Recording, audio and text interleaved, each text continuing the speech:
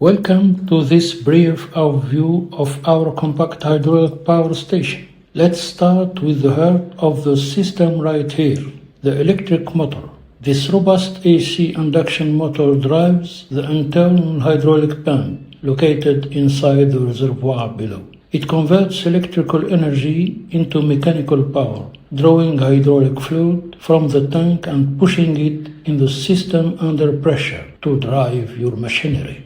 Moving to the main aluminum manifold block, you will see two quick disconnected couplings clearly stamped, P and T. P stands for your pressure port, which sends the high pressure oil out to your actuators, while T is the tank port handling the low pressure return fluid back into the reservoir. Right next to them is the built-in pressure gauge, giving operators an instant real-time readout of the system's working pressure in both megapascals and kilograms per square centimeter. To keep the system safe and stable, we feature a Yuken DG-02 series relief valve mounted directly onto the block. This is a crucial safety mechanism. If the system pressure exceeds your safe working limits, this valve opens up the bypass excess fluid safety back into the tank.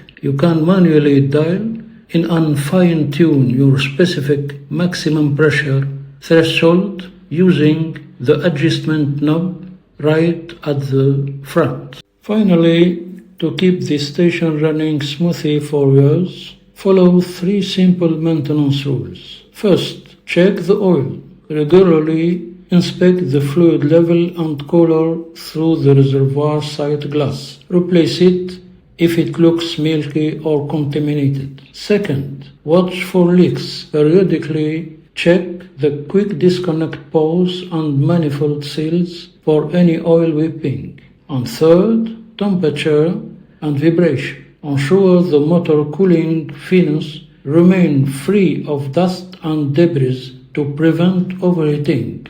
And ensure all mounting bolts stay tight. Proper care keeps your hydraulic power dependable.